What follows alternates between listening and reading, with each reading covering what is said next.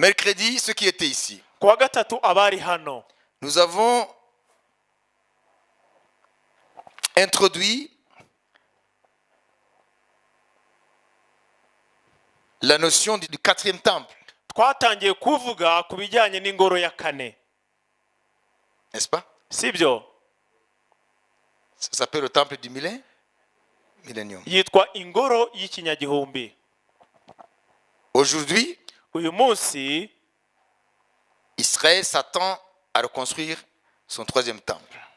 Israel yiteguye kubaka ingoro yayo ya gatatu. Je ne vais pas y revenir. Sinshaka kubigarukaho. On l'appelle le temple de l'Antichrist. Yitwa ingoro ya Antikristo. C'est pas parce qu'ils vont le bâtir pour l'Antichrist, Ntabwo ari uko bazayubakira Antikristo, mais c'est l'Antichrist qui va ahubwo nuko ari Antikristo uzayinjiramo. Mais ce temple sera détruit Ariko iyo ngoro izasenywa par l'apparition de Jésus kubwo guseruka kwa Yesu lorsqu'il va revenir avec tous ses saints igihe azagarukana n'abera be en posant ses pieds sur le mont des Oliviers. gukandagira ku musozi wa Elayo. Il y aura un grand tremblement Hazaba de terre, umutingito ukomeye un grand cyane, séisme, umutingito ukomeye, et ce temple va être détruit hanyuma complètement. iyo ngoro isenyuke, Et Jésus va instaurer son règne de 1000 ans. hanyuma Yesu atangira ingoma ye y'imyaka 1000. Et sur le mont du temple, Rero kuri uwo musozi w'ingoro Jésus va ériger le temple du millénium. Yesu niho azubaka ingoro y'ikinyagihumbi. Et il a donné la révélation à Ézéchiel. Yatanze iryo hishurirwa kuri Ezekiyeli, Même les dimensions ndetse amuha n'ibipimo. dans Ézéchiel 40 jusqu'à Ézéchiel 48. Ezekiyeli ibice 40 kugeza kuri bice 48. Et à ce moment-là, Jérusalem va changer de nom. Kandi muri icyo gihe Yerusalemu izahindurirwa izina, Il sera appelé Jehovah Shammah. izitwa Jehova Shama. L'Éternel est présent. Uwiteka niho ari. Aujourd'hui, Israël vit Ikabod. Uyu munsi Isiraheli iri muri Ikabod. Jérusalem vit Ikabod. Ça veut dire la gloire est partie. Ni ukuvuga ngo ubwiza bw'Imana bwaragiye. C'est Ikabod. Ni Ikabod. C'est Lo-Ami.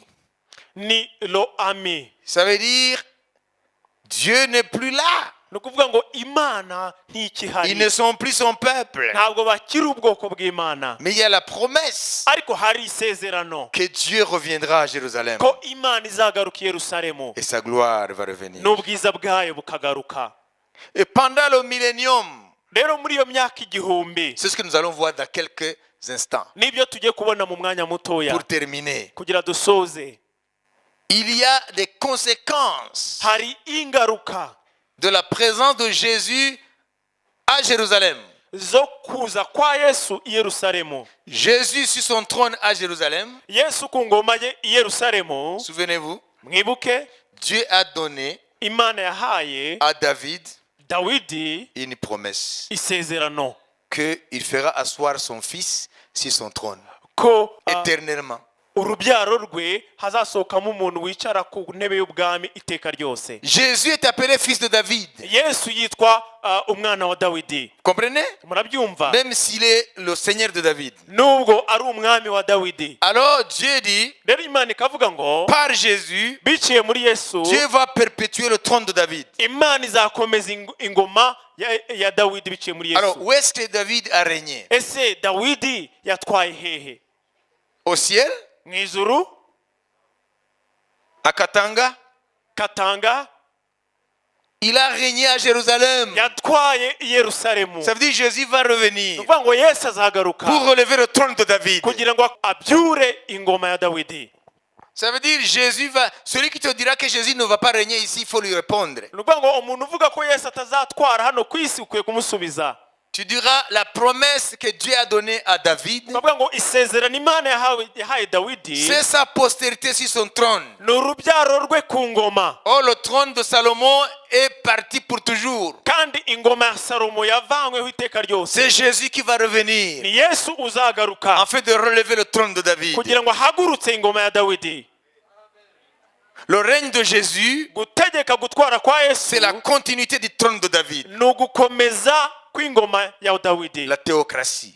ibyo ni Imana ibiyoboye. Alors, qu'est-ce qui va se passer? Rero bizagenda bite? C'est ce que vous allez voir. Nibyo tugiye kubona. Il va régner à Jérusalem. Azatwara i Yerusalemu. Qu'en est-il des autres nations? Ese andi mahanga bizagenda bite? Hein, vous comprenez? Murabyumva? Il va régner à Jérusalem. Azatwara i Yerusalemu. C'est en Asie. Ni muri Aziya. C'est le Proche-Orient. Ni mu burasirazuba bwo hagati. Qu'en est-il des autres pays? Ese ibijyanye n'amahanga ni ibiki? Pendant le millénium. Mu gihe Qu'en cy'ikinyagihumbi est-il? Qu'en est-il? bizagenda bite ku mahanga? Écoutez, Mubyumve. chaque nation Buri shyanga sera obligée rizaba ritegetswe d'aller adorer le Seigneur à Jérusalem. kujya kuramya umwami i Yerusalemu. C'est un événement mondial. Ça Ure- veut dire que ce monde sera dirigé à partir de Jérusalem. ni ukuvuga ngo iyi si izayoborwa biturutse i Yerusalemu. Aujourd'hui, on parle de la gouvernance mondiale. Uyu munsi bavuga ku by'ubutegetsi bw'isi. Quand on parle de New World Order, ça veut dire quand on parle de nouvel ordre mondial, on parle de l'avènement de la gouvernance mondiale. Iyo bavuze iby'ubwo butegetsi bw'isi, Ni ukuvuga ngo muri iyi minsi baravuga ngo onu yarananiwe. Babyumva? None barashaka ngo isi igire guverinoma imwe. Hari abantu babikoraho. On appelle de la gouvernance mondiale. babyita rero ubutegetsi bw'isi yose. Est-ce qu'ils vont y arriver? Ese buzasohora? Mais Hoya. la Bible parle Ariko Bibiliya ivuga du gouvernement mondial de Jésus-Christ. y'ubutegetsi bw'isi bwa Yesu Kristo. Qu'est-ce qui nous dit que c'est mondial? Ese ni iki kitubwira ko ari ubw'isi? Zacharie 14. Zakariya 14. Vite, vite. Twihuse. Zacharie 14, Zakariya 14 verset 16 murongo wa ibice 16 jusqu'au verset 18. 14 16 kugera kuri 18. Écoutez ce que Dieu dit par rapport aux nations qui ne voudront pas aller là-bas Mwumva ibyo Imana ivuga ku mahanga atazashaka kujya hariya pour adorer le roi. kujya kuramya umwami. maze uzarokoka mu mahanga yose yateraga i Yerusalemu wese azajya azamuka uko umwaka utashye ajye gusenga umwami w'iteka nyiringabo ajye no mu minsi mikuru y'ingando. Nuko umuntu wese wo mu miryango yose yo mu isi utazazamuka ngo ajye i Yerusalemu gusenga umwami w'iteka nyiringabo iwabo ntihazagusha imvura. Qui a compris? Ninde wabisobanukiwe? Mais ici, ça montre que Jésus, c'est le roi des nations. Ibi bigaragaza ko Yesu ni umwami w'amahanga. Ça veut dire, si le Tchad Ni ukuvuga ngo niba Chad dit, nous, on ne reconnaît pas la gouvernance mondiale de Jésus, ivuga ngo twebwe ntabwo twemera ko Yesu atwara isi, on n'ira pas là-bas. ntaho tuzajya. Jésus va fermer le ciel de Tchad. Yesu azafunga ijuru rya Chad. Kandi iyo umuntu inzara yamukubise sawa sawa ahita ayoboka. Amen. Jésus sait où appuyer. Yesu azi aho akanda. Uyu Zakariya niwe yavuze ngo Siyoni mukozi nezerwa umwami aje aciye bugufi yicaye ku cyana. Byarabaye n'ibyabaye. Nenda byiza ko byabaye. Byarabaye kubera yuko byabaye mu cyumweru gishize. Siyo bavuga ngo icyumweru cy'amashami. None se kubera iki wumva ko ibya mbere Zakariya yavuze byabaye ibi naho ntibizaba? We va muzasabwe. Umve bire kivuga. Soma. Maze uzarokoka mu mahanga yose yateraga i Yerusalemu Kubera iki wese. uzarokoka nuko Yesu azaza hari intambara ku isi. Mwabyumvise? Amen. Ikaba ikaze Yerusalemu. Mwabyumvise? Ngo abazarokoka iriya grande tribulation, abazarokoka bya byago. Okay? Hein? Ngo buri gihugu kikwiye kugira umunsi wacyo wo kujyana hajya ngo numuba muki. Iyo umuntu agiye nko gutura bari bazamuka hariya kumutura, pana kumutura amafaranga ni ko byose nibye, kugenda kumuramya. Uyu muntu urabwira abantu bamuramye ntibashaka, icyo gihe azakanda ahakomeye. Gavuze ati azakanda ahakomeye. buto ye niyihe? Bigeze kuba amateka? Eliya. Abantu baragomeye Imana. Imana avuga ati impamvu bagoma nuko barya bagahaga. Niyo mpamvu Imana izafungariye. Hanyuma ivuga ati turebe rero. Bazahita bapfukama batabona imbere n'inyuma. Dusomere kandi twumve. maze uzarokoka mu mahanga yose yateraga i Yerusalemu wese azajya azamuka uko umwaka utashye, ajye gusenga umwami w'Uwiteka Nyiringabo, ajye no mu minsi mikuru y'ingando. Nuko umuntu wese wo mu miryango yose yo mu isi musurinye yose utazazamuka ngo ajye i Yerusalemu gusenga umwami w'Uwiteka Nyiringabo, iwabo ntihazagusha imvura. Amen. Ntabwo ari Maka. Mwanyumvise? Ni hehe? Yerusalemu. Hano hazava abantu bagende hariya kugira ngo igihugu cyabo kigire gute? Kigusha imvura. Mwanyumvise? Uyu munsi Imana iringinga, icyo gihe nta kwinginga. Imana irabiza aho izakanda. Nashaka mwumve ikintu kimwe. Uwavuze ibi niwe yavuze ngo Siyoni nezerwa, umwami wawe aje aciye bugufi yicaye ku cyana cy'indogobe. Byarabaye n'ibyabaye. Nibi bizaba. Uvuga uti amen. Voilà. On va lire. Ntabwo ariyo gusa. Esaïe aussi l'a prophétisé. Yesaya nawe yarabihanuye. Chapitre 2. Ibice bibiri. Ça c'est pendant le millénium. Ni mu gihe cy'ikinyagihumbi. Jésus au trône. Yesu atwaye ku ngoma. Chapitre 2, verset 1er jusqu'au verset 5. Murongo wa mbere kugeza kwa gatanu ibice bibiri. Ibyo Yesaya mwene Amosi yeretswe ku Bayuda no ku Yerusalemu mu minsi y'imperuka, umusozi wubatsweho inzu y'Uwiteka uzakomerezwa mu mpinga z'imisozi, ushyirwe hejuru. Aujourd'hui, écoutez, on est en train de parler ce qu'on appelle aujourd'hui le mont du temple ou l'esplanade des mosquées. Nuriya musozi w'ingoro uvugwa hariya. Ce qu'il deviendra pendant le millénium. Icyo uzahinduka mu gihe cy'ikinyagihumbi. Uriya musozi no munsi uzanye ibibazo hagati y'Abarabu n'Abayisiraheli n'Abayisilamu n'isi yose. Dore la destinée de ce mot-là. Mercredi, nous avons vu la destinée de Jérusalem, n'est-ce pas? Destinée glorieuse.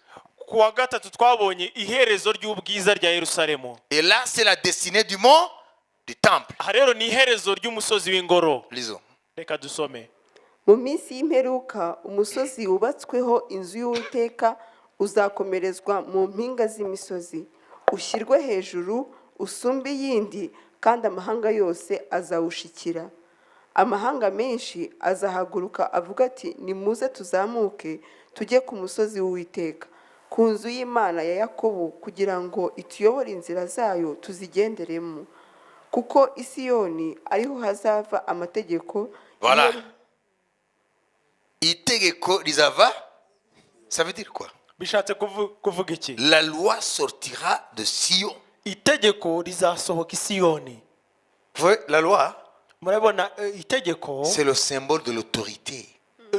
Rihagarariye ubutware. Ça veut dire que le gouvernement mondial sera basé à Jérusalem, pas à Rome, mais à Jérusalem. Ngo ubutegetsi bw'isi buzaba bufite icyicaro i Yerusalemu, ntabwo ari i Roma. Comme dans l'ancien temps. Nko mu gihe cya kera. La loi sortira de Jérusalem. Itegeko rizasohoka i Siyoni. À l'époque de César ou à l'époque de Rome, mu gihe cy'aba Kayizari, la loi sortait d'où? Itegeko ryasohokaga he? De Rome. Ryavaga i Roma. César a décrété. Kayizari yashyiragaho iteka. Recensement partout. Akavuga ngo habeho kubara abaturage. Vous comprenez? Murabyumva? Et là, pendant le millénium, ariko hano mu gihe cy'ikinyagihumbi, la loi sortira de Jérusalem. Itegeko rizasohoka i Yerusalemu. Parce que le roi sera là. Kuko umwami niho azaba ari. Et la montagne de l'Éternel s'élèvera au-dessus des autres montagnes. Hanyuma umusozi w'Uwiteka uzashyirwa hejuru y'indi misozi yose. Ça, ce n'est pas question de la topographie. Ibyo, ce n'est pas que Dieu va augmenter, hein? Vous voyez?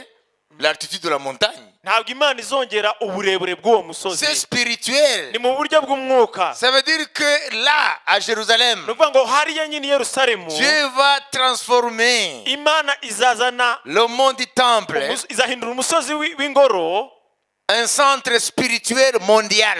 icyicaro cy'iby'umwuka ku isi hose. Aucune autre idole, aucune idole, aucun autre Dieu sera adoré. nta kindi kigirwamana, nta yindi mana izaramwa Partout depuis l'Orient jusqu'à l'Occident. kuva iburasirazuba kugeza iburengerazuba, Du midi jusqu'au septentrion. kuva mu majyepfo kujya mu majyaruguru. C'est Jésus qui sera Ni adoré. Yesu wenyine uzaramwa, Parce que la montagne de l'Éternel se lèvera kuko umusozi w'Uwiteka uzashyirwa hejuru, et au-dessus des autres montagnes. hejuru y'indi misozi yose. Parce qu'aujourd'hui, Kuko uyu munsi nous vivons la multipolarité des centres spirituels. Les gens disent, pour nous c'est Mecque. Les autres disent, pour nous c'est là. hari uduce twinshi abantu bajya Il y a autant de religions qu'il y a autant de centres spirituels. amadini yose afite ahantu bahurira baramya imana yabo. Mais ce jour-là, Ariko uwo munsi pendant le millénium, mu gihe cy'ikinyagihumbi tous les centres spirituels seront fermés. ahantu hose baramiriza izindi mana hazaba hafunze, Seulement à Jérusalem. keretse Yerusalemu yonyine. C'est là où Niho toutes les nations amahanga yose vont converger pour azahurira adorer le kugira ngo roi. aramye umwami. C'est trop beau, n'est-ce pas? Ni byiza sibyo? Ninda byifuza ko biba. C'est ça. Nibyo Niyo mpamvu yavuze ngo muzajye musenga ngo ubwami bwawe Buze. nibuze. Ufite ukwizera aranezerwa. Amen. Kuko ibi bintu bizaba. Amen. Ngiye mbisomerwa ni mwami gira vuba. Ariko nakwiga ko bamwe baracyari mu cyuraburindi. Nkahita mvuga nka Paulo. Mumeze? Toi, I'm in between. meze mu rungabangabo. Komre? Urabyumva? Senga. Nanjye ndasenga. Izera Imana. Iyihe Mana? Rangiza. Twitahire. kuko isi yona ariho hazava amategeko, i Yerusalemu hagaturuka ijambo ry'Uwiteka. Azacira amahanga imanza, azahana amoko menshi. Inkota zabo bazazicuramo amasuka Je vais aller petit à petit. Ngiye kugenda buhoro buhoro De leur lance. ngo inkota zabo, Ngo zira gute, my sister. ngo bizagenda bite? bazazicuramo amasuka De leur n'amacumu. glaive, ils forgeront des hoyaux. Amasuka. Inkota zabo bazazicuramo amasuka. Stop. Inkota. Iyo bavuze inkota ngo iraje bigenda gute? Muhita mujya muri stade mukabyina. Abantu bagiye gute? Hanyuma iyo bavuze ati amasuka. Bivuga iki? Nuvuga ngo iyi ntambara azazica burundu. Ça c'est le langage imagé. Urwo ni ururimi, C'est la métaphore. ni ururimi ngereranyo. Ça veut dire icumu, ça symbolise intambara. La houe symbolise la prospérité, la paix. Isuka ihagarariye iterambere, amahoro. Nuvuga ngo Yesu yari ku ngoma. Ntabwo hazongera kuba intambara. Amen. Amen. Zaba nini, zaba ntoya zizahagarara. Kubera iki? Umwami w'amahoro. Amen. Komeza. N'amacumu bazayacuramo impabuzo. Izo nizo gukora iki noneho? Amacumu nayo twayumvise. Niyo gukora iki? Bazayacuramo impabuzo. Nuvuga ngo byose, nuvuga ngo ibikoresho bivuga iby'intambara bivujwemo ibikoresho by'iterambere. Ça veut dire que le royaume de Jésus Ni ukuvuga ngo ubwami bwa Yesu répondra buzasubiza à toutes les aspirations profondes de l'être humain. bw'ibyo umuntu wese yifuza cyangwa agambira. Niyo mpamvu yatwishije ngo musenge ngo ubwami bwawe Buze. turarangiza uyu mugoroba tuvuga tuti ubwami bwawe ni buze. Buze. Amen. Haleluya. Amen. Yanda ashaka ubwami bw'Imana buza. Yesu ari umurwayi. Dukomeze. nta shyanga rizabangurira irindi shyanga inkota. Yeah. Amen. Hallelujah. Amen. Reka mabwire kimwe. Felisi yambwiye ngo mu bitabo yagiye yerekana hariya ngo baguye kwivuga ngo royaume de Dieu bose abakozi bati ibi bintu turabishaka. Nous voulons qu'on nous parle du royaume de Dieu. Turashaka kuvuga iby'ubwami bw'Imana. Ni ibinye tyo turavuga. They need the kingdom. Bakeneye ubwami. Bararambiwe amadini. Kuko hariya ya myizerere ya Amerika ya prosperité sibyo yarahageze. Ni ibintu by'imyuka, deliverance zidashira, buri kintu cyose. Je vais vous demander une question. Est-ce que vraiment l'aspirine elle vaut pour toutes les maladies? Ndababaza ikibazo, ese aspirine ivura indwara zose? Sida, aspirine. Sida, aspirine. Diabète, aspirine. Diabete, aspirine. Maux de tête, aspirine. Umutwe, aspirine. Maux de ventre, aspirine. Kubabara mu nda, aspirine. Sinusite, aspirine. Sinusite, aspirine. Règles douloureuses, aspirine.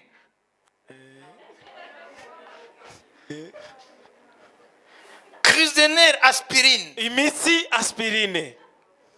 Insomnie, aspirine. Kudasinzira, aspirine. Obésité, aspirine. Umubyibuho ukabije, aspirine. C'est comme ça qu'on soigne les choses? Ese nuko bavura? Niko amatoro menshi ku isi ameze. Buri kintu cyose combat spirituel. On tire sur tout ce qui bouge. Ikinyeganyega cyose barakirasa. Et à la fin, Hanyuma nyuma la montagne a accouché d'une souris. bagasanga nta musaruro. Ni nko kukuvurisha aspirine ingwara zose. Alors, c'est ça l'amalgame de toute spiritualité. Urwo rero nirwo ruvange rwa bitwa ko basenga bose. None bararambiwe n'ibyo. Barashaka kumva ijambo ry'ubwami. Amen.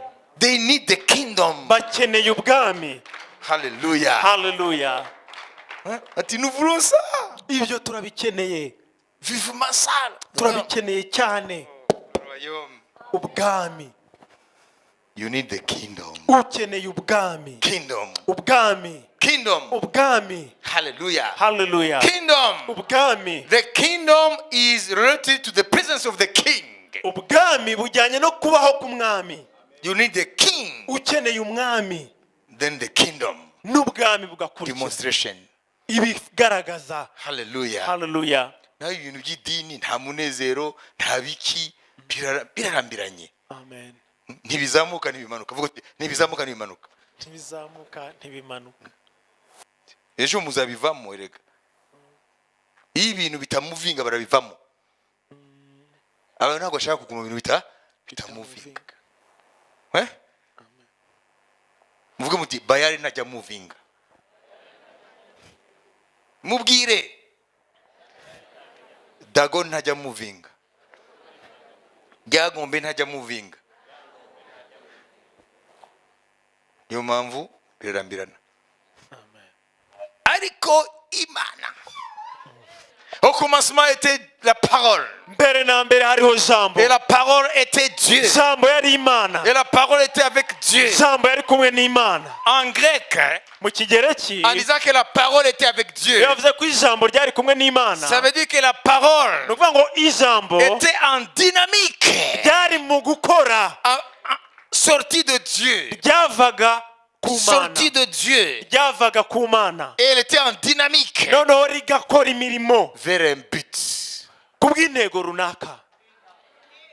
Alléluia. Hallelujah. Le royaume n'est pas quelque chose de figé. Ubwami bw'Imana si ikintu kiri aho gusa. La Bible Bibiliya révèle la dynamique du royaume de Dieu. yisura gukora k'ubwami bw'Imana. Dieu est en train d'amener les choses quelque part. Imana ibifite aho iganisha ibintu. Dieu n'est pas Dagon là. Imana ntabwo imeze nka Dagoni hariya. Non. Hoya. Non. Hoya. Non. Hoya. Alléluia. Hallelujah. Alléluia. Hallelujah. Dieu est en train de bouger. Imana iri gukora. Et bouge l'histoire. Kandi iri gukora iri gukoresha Dieu amateka bouge l'histoire. irimo irayobora amateka Dieu amène les choses quelque part. irimo irayobora ibintu ahantu runaka Même si tu sembles voir que les choses sont encore dans le même état qu'hier. nubwo wakibwira ko ibintu bitava aho biri Non! hoya Les choses ne sont plus dans le même état qu'hier. ibintu ntabwo bimeze nk'uko ejo hashize byari biri La réalité te trompe. ibyo utekereza Ça, ce birakubeshya n'est pas la réalité. ibi tubona ntabwo ari byo kuri Non, non. hoya La réalité est cachée. ukuri kurahishe Par définition, la réalité est éternelle. ni ukuvuga ngo ukuri ni uko iteka ryose Les choses ne sont pas comme elles étaient hier. ibintu ntabwo bimeze nk'uko byari bimeze ejo hashize Les choses ont pris une autre dimension. ibintu byinjiye mu rundi rwego Et ils sont dans une autre étape. biri mu yindi ntambwe Vers l'accomplissement de la parole de Dieu. kugira ngo bisoze ijambo ry'imana La Bible dit les choses sont en mouvement. bibiliya iravuga ko ibintu biba Les choses sont en dynamique vers l'accomplissement de la volonté de Dieu. ibintu bifatanyiriza hamwe gukora ubushake bw'imana Dieu est en train de prendre toute la création imana irimo irafata ibyaremwe byose vers le but ibiyobora ku ntumbero qu'il lui runaka a assigné. yaremeye gukora Même si tu ne le vois pas, nubwo waba utabibonesha amaso quand tu lis Ecclésiaste, ariko iyo usomye umubwiriza tu vas comprendre. urabisobanukirwa Ecclésiaste dit, umubwiriza aravuga ngo toutes les choses ngo sont en mouvement. ibintu byose biri kugana Ibintu byose biriho birafatwa mbiri. Biganishwa aho Imana yabigeneye ko biba. amen Qui a hallelujah compris ça?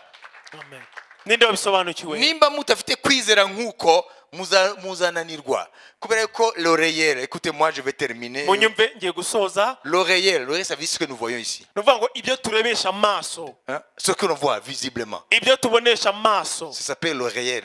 ni uko byitwa Ça vient du latin res, ça veut dire les choses ni visibles. ukuvuga ngo ni ibifatika ibigaragarira Alors, ce que nous amaso appelons l'oreillère, rero ibyo twe twita ko bifatika bigaragarira c'est amaso une illusion. ni Ce n'est pas ça la vérité. biratubeshya ntabwo ariko kuri Même Platon l'avait su. na platon yarabimenye Vous avez compris? murabyumva Et la Bible le dit. kandi bibiri irabivuga Tu vois, Bethel est toujours ici.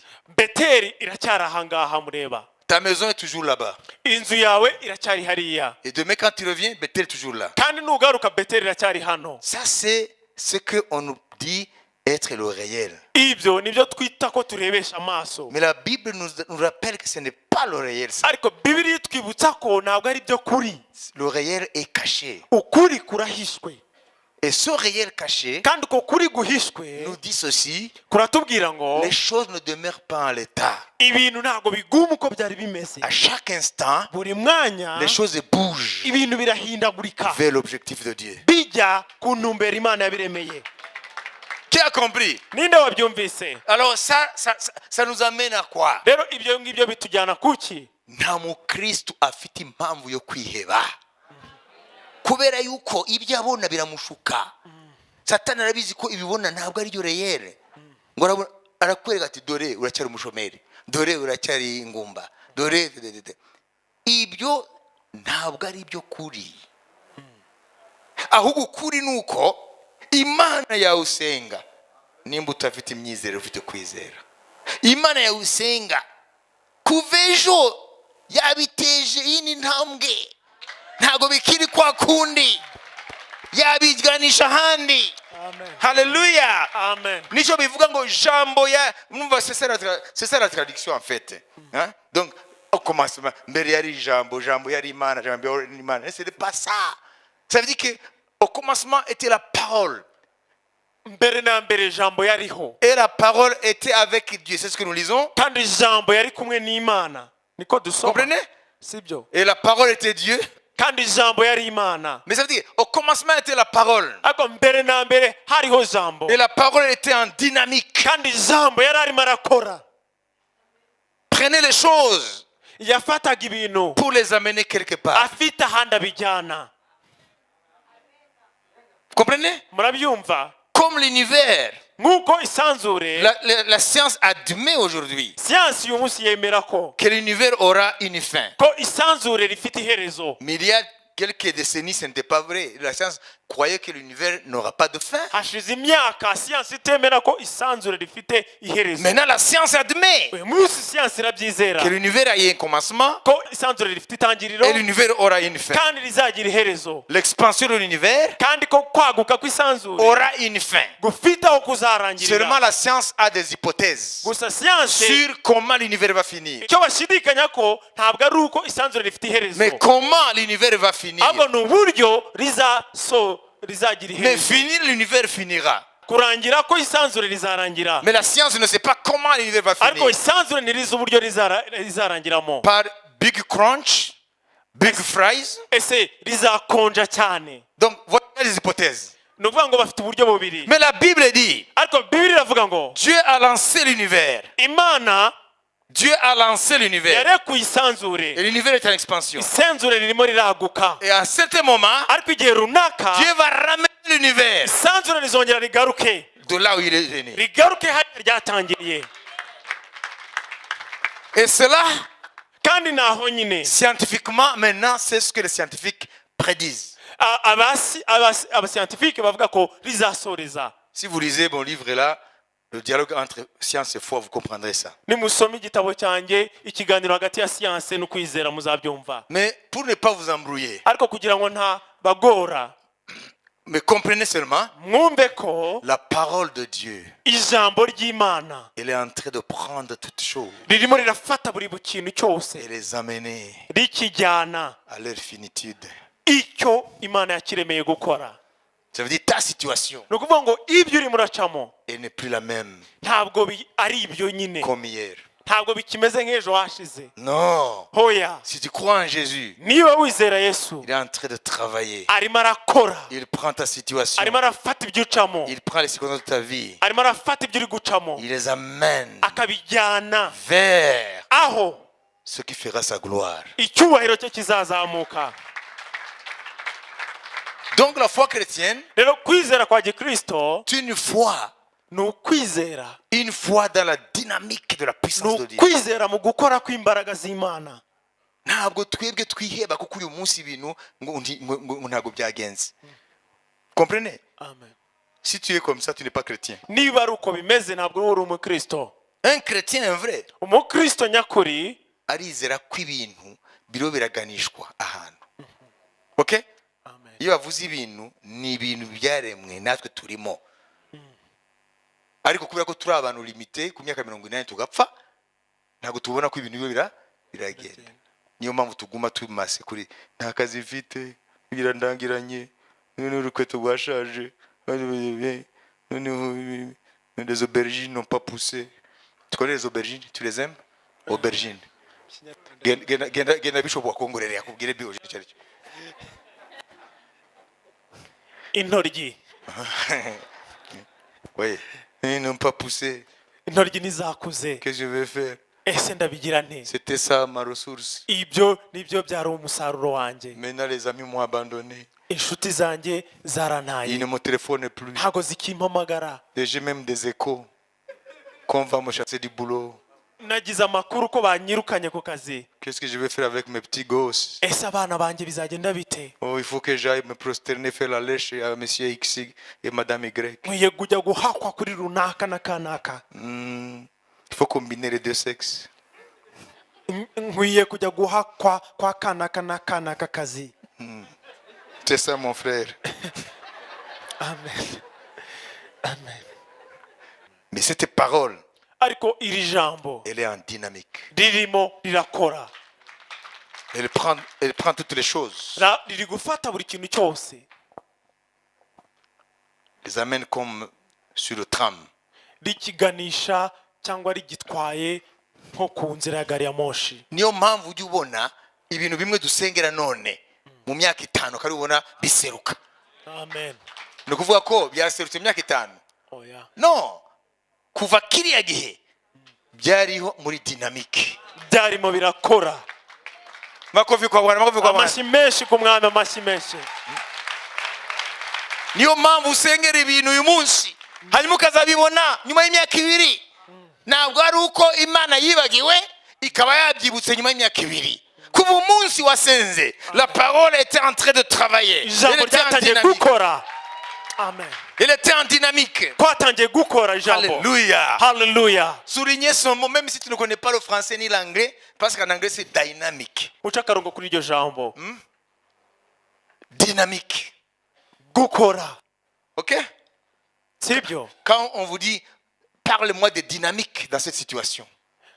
Iyo bakubwiye ngo vuga ibigendesha. Vous savez, les dynamiques sont des forces qui sont en train d'agir. Nuvuga ngo ni imbaraga ziba zirimo zirakora.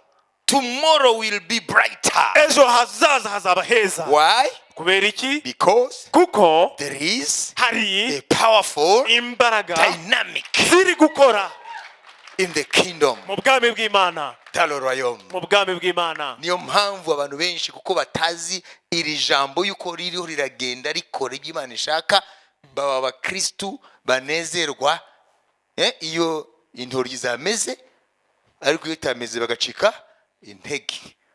Mwabyumvise? Bakajya mu masengero gusa ko batinya umuntu utazima, ko barumvise ko hari kandi urakaze, ariko nta byiringiro yuko Imana irakora. Amen. Amen. Ikindi nacyo ntimushobora kuzagira ukwizera kuzima hatabaye change hano. Impinduka. Tekereza differently. Utekereze bitandukanye. Bana gutekereza nkuko mu majene yawe baguhaye biri nibyo wagiye uhura nabyo, nibyo bakwigisha iwanyu, bagakwigisha hehe ibyo ugenda utoragura. Okay, guhinduka hano. Ijambo ry'Imana rigasimbura ibindi bagushizemo. Amen. Amen. Wajuvise? Hey. Kora ibintu byinshi badupakiyemo.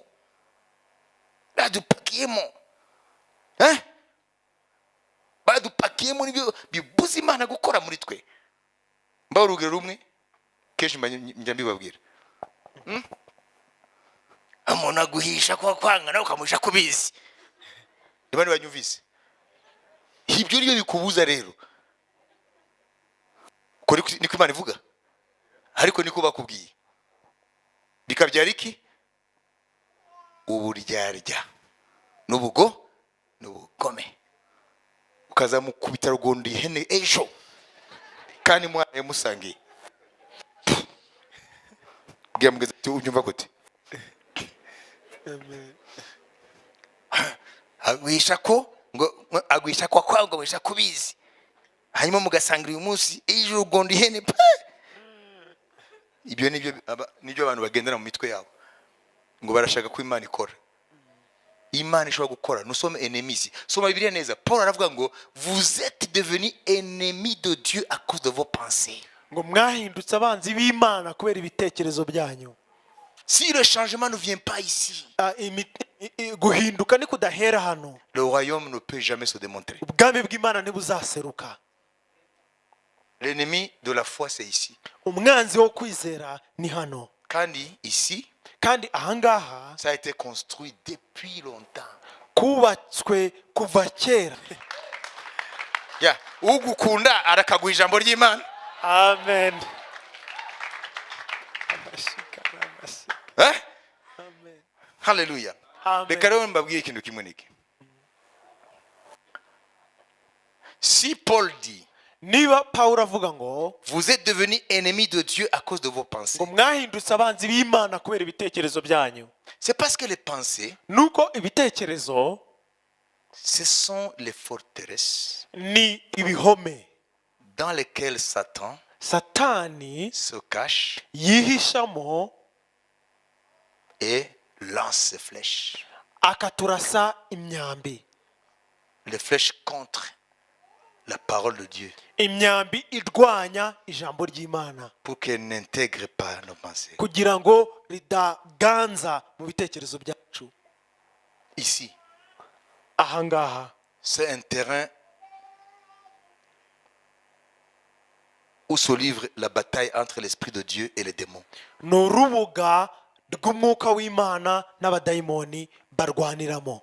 Et l'homme, il est ce que sont ses pensées. Kandi umuntu agizwe n'ibyo atekereza. Uri icho ibitekerezo byawe biri. Comprenez? Alors, puisque tu es la structure mentale, Rero kuko uri ibyo utekereza, quand est-ce que ceci a été construit en toi? ese ibi byatangiye kubakwa muri wowe ryari? Ce qui conditionne ton comportement. ibiyobora imyitwarire yawe Ça a été construit depuis quand? byatangiye kubakwa ryari? Depuis ton premier ancêtre. kuva kuri sogokuru wawe wa mbere. D'abord, depuis Adam et Ève bwa mbere kuva kuri Adamu na Eva et toute la généalogie, no kubakurikiye bose, ce qu'on appelle le domaine génétique. urubyaro rwose cyangwa se Ça s'appelle le déterminisme. Ça veut dire tu es déterminé par ce que les ancêtres t'ont donné. ni ukuvuga ngo hari ibyo warazwe n'abasogokuruza bawe, Ils t'ont légué des pensées, système de pensée. bakuraze imitekerereze runaka. L'incrédulité qui nous habite vient de là.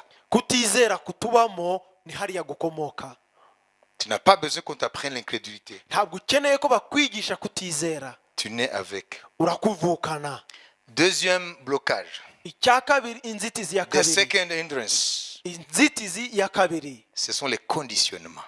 ni ibyo wigishijwe. Conditionnement, ça veut dire l'éducation à la maison. ni ukuvuga ngo ibyo wigishijwe iwanyu, Hein? Munagwisha kwa kwanga ukamwisha kubizi. Depuis que tu es bébé, ils sont en train de façonner ici. urugero iyo migani igatangira ikakubakwamo. Wa mugabo w'umuzungu nababwiye mbere yo gupfa bw'imana we ati mon fils écoute. Il faut que je vous laisse partir, n'est-ce pas?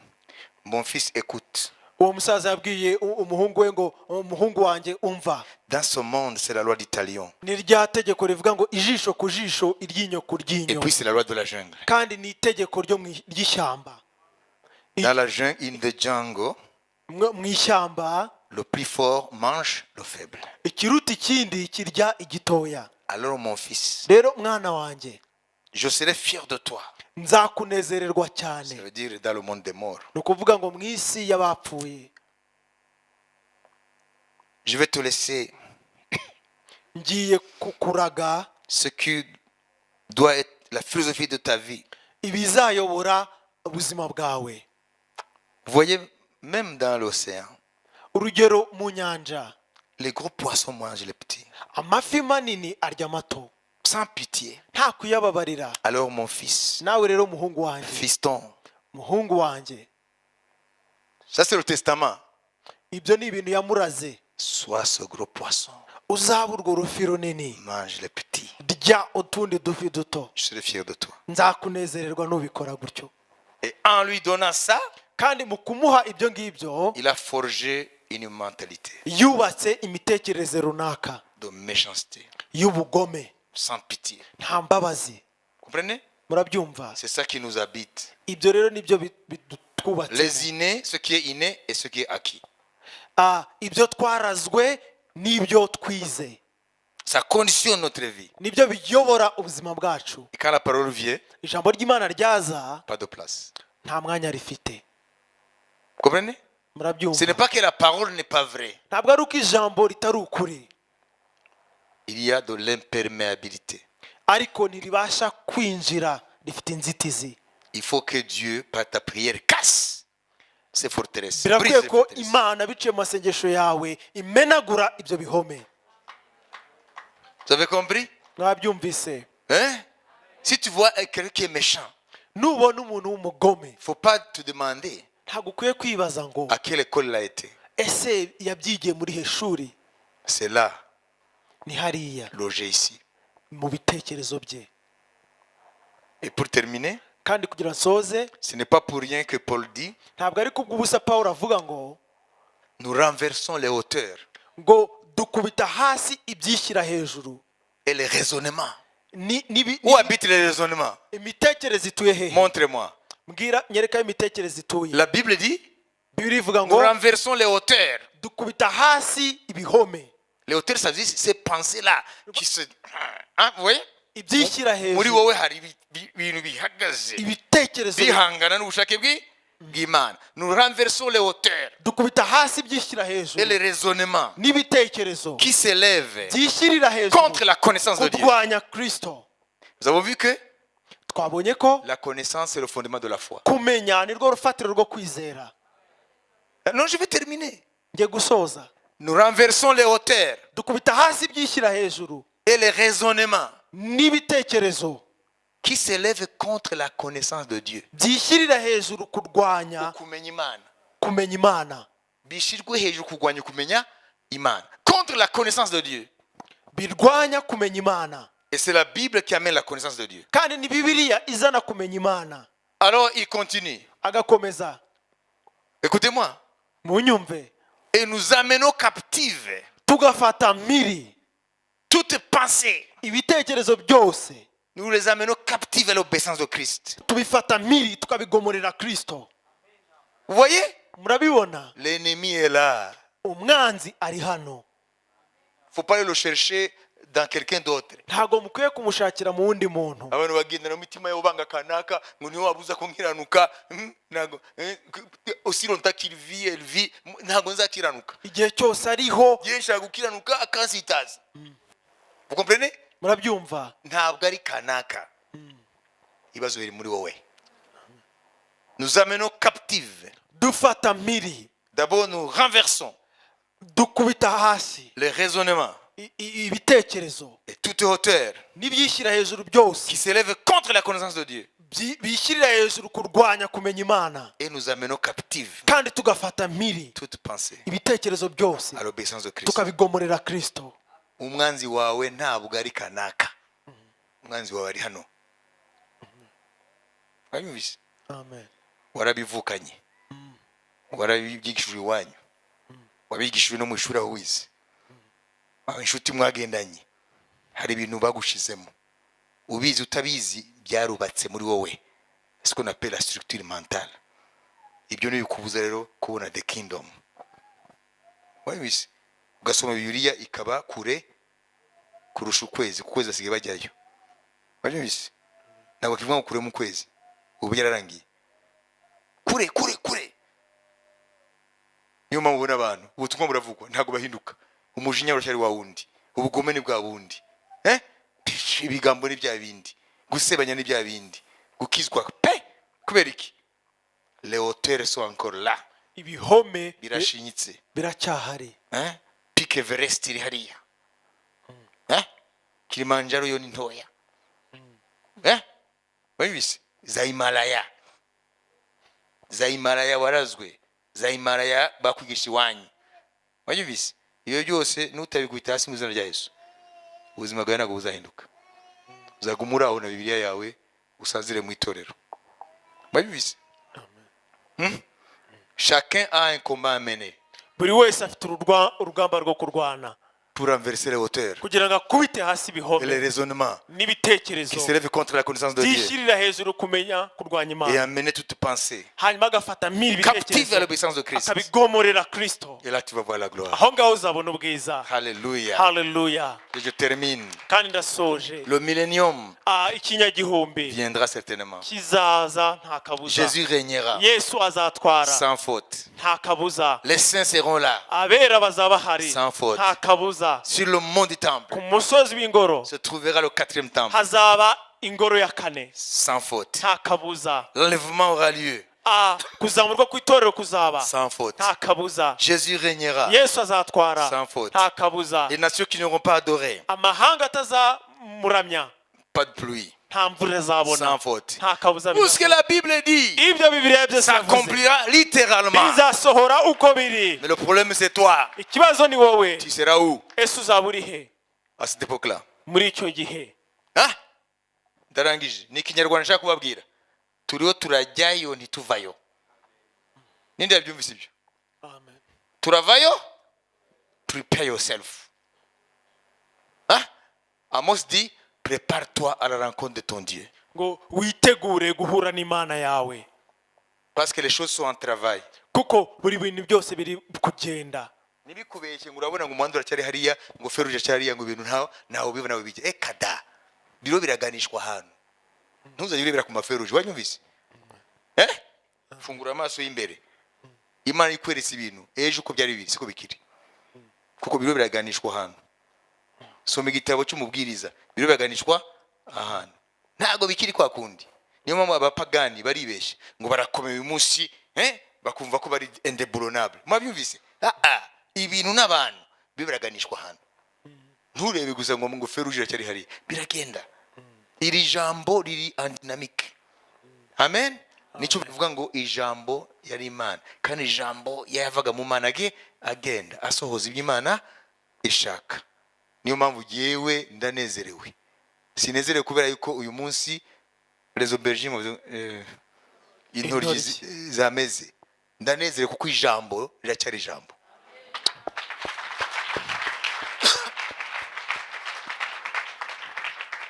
Réjouissez-vous à cause de la parole. Unezerwe kubera ijambo. Alléluia. Hallelujah. Ce que la parole dit. Icyo ijambo rivuga. Réjouissez-vous Munezerwe du message de la parole. bw'ubutumwa bw'ijambo. Jésus régnera. Yesu azatwara. C'est ça notre espérance. Ibyo nibyo byiringiro byacu. Jésus régnera. Yesu azatwara. C'est notre espérance. Ibyo nibyo byiringiro byacu. Confesse-le. Byature. Dis à celui qui est avec toi. Bibwira uwo mwegeranye. Il régnera. Azatwara. Il régnera. Azima ingoma. Il régnera. Azima ingoma. Alléluia. Hallelujah. Tout genou fléchira devant lui. Amavi yose azamupfukamira. Et toute langue lui donnera gloire. Ndimi zose zizamuha icyubahiro. Lèvons-nous et donnons gloire à Jésus. Duhaguruke duhe icyubahiro Yesu. Une minute. Umunota umwe. Avec ta bouche. Hamwe n'akanwa kawe. Glorifie Jésus. He icyubahiro Yesu. Le roi des rois. Umwami w'abami. Le Seigneur des seigneurs. Umutware w'abatware. Alléluia. Hallelujah. Celui qui s'appelle Je suis. Uwitwa ndiho. Il était, il est, il vient. Yahozeho ariho kandi azahoraho. Tous les démons Abadayimoni bose s'enfuiront. bazahunga.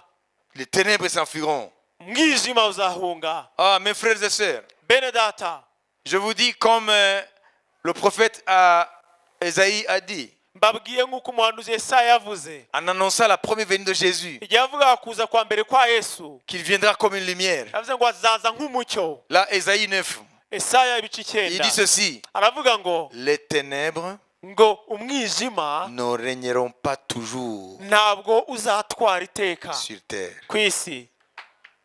C'est Esaïe 9. Yesaya ibice 9 Les ténèbres umwijima ne régneront pas toujours. ntabwo uzatwara iteka. Aujourd'hui, ce sont les ténèbres Uyu munsi ni umwijima dans le monde. mu isi, Mais les ténèbres ariko umwijima ne régneront pas ntabwo toujours. uzatwara iteka.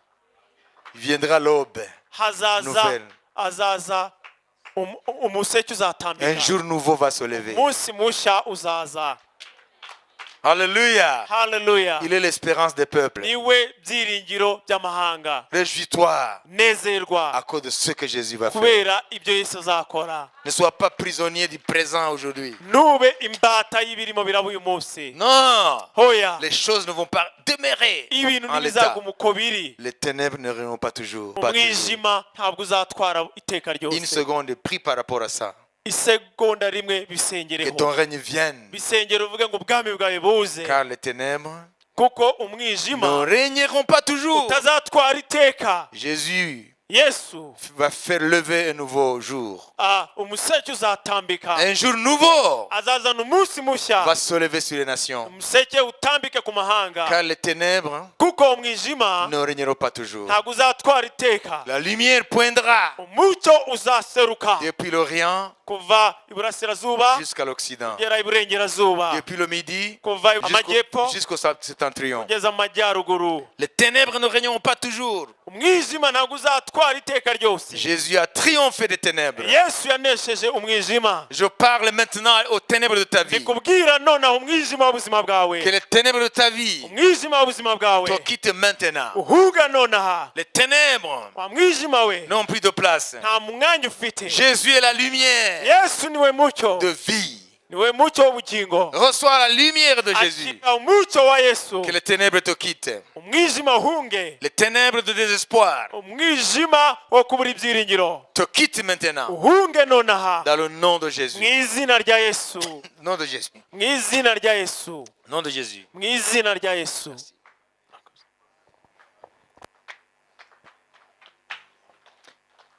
Ndio ndabwira uyu mwijima uri muri wowe. Yesu yaraje nk'umucyo. Umucyo w'ubugingo. Uwo mwijima urimo. Umwijima w'ibyaha. Umwijima wo kwiheba. Umwijima w'indwara. Umwijima w'ubukene n'ubutindi. Umwijima w'ubugome. Umwijima w'ibintu byose negative bagupakiyemo. Umwijima wose ukugose. Uyu munsi mu izina rya Yesu Kristo. Ndategetse uwo mwijima ukuvemo mu izina rya Yesu Kristo.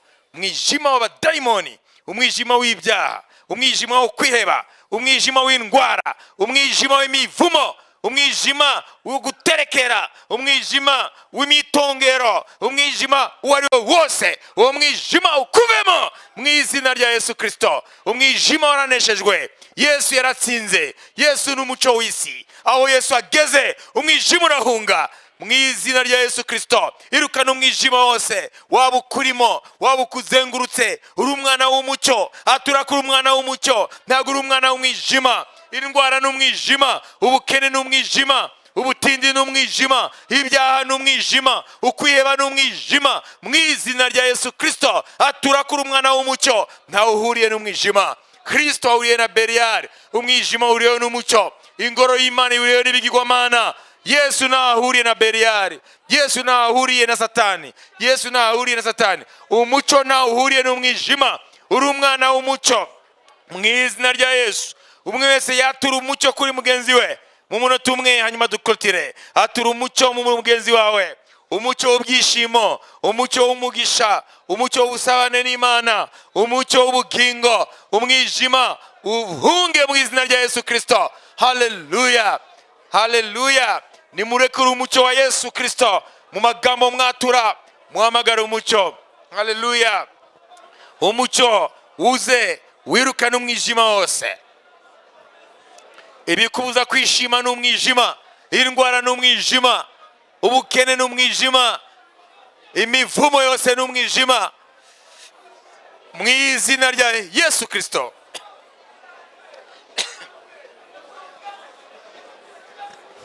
Muri abana b'umucyo, nta mwijima ukeneye kuba muri twe. Kwiheba ni umwijima, ibyaha ni umwijima, indwara ni umwijima, ubukene n'ubutindi ni umwijima. Irukana uwo mwijima muri mwene data mu izina rya Yesu.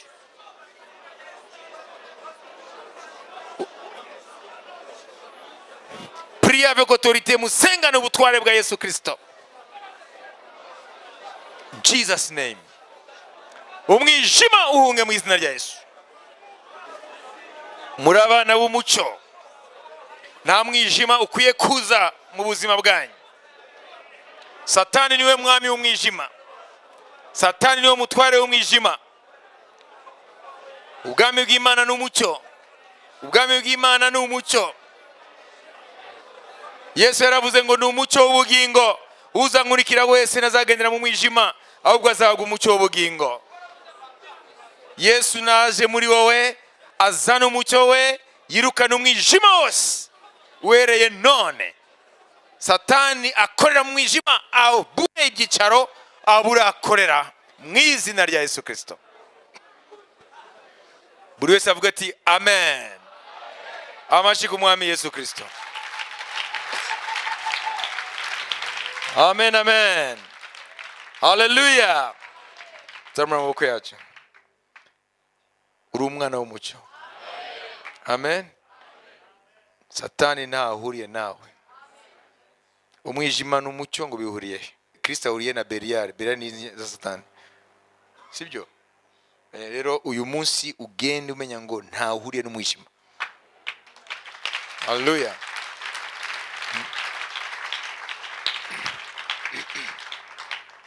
Niwumva muri wowe haje ibitekerezo bihabanya n'ijambo ry'Imana, umenye ngo umwijima wagusatiriye, ukwiye kurirajisa ko wirukana. Amen.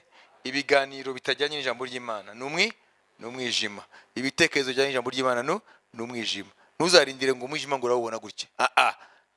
Nibyo mu mwuka. Ibigambo bitajyanye n'ijambo ry'Imana ni umwijima, ibitekerezo bijyanye n'ijambo ry'Imana ni umwijima. Iki nicyo gipimo gikwereka nimba uragendera mu mucyo cyangwa umwijima. Rero nimba uri umwana w'umucyo, umenye gutandukanya umwijima n'umucyo, kandi ubwami bukoreramo n'ubwami bw'umucyo. Amen. Ikindi mumenye gusa ko umwami wacu ari ku rugi kandi yaratubwiye nitwihangana tuzimana nawe. Amen. Tuzimana n'umwami muri bikomangoma. Hallelujah.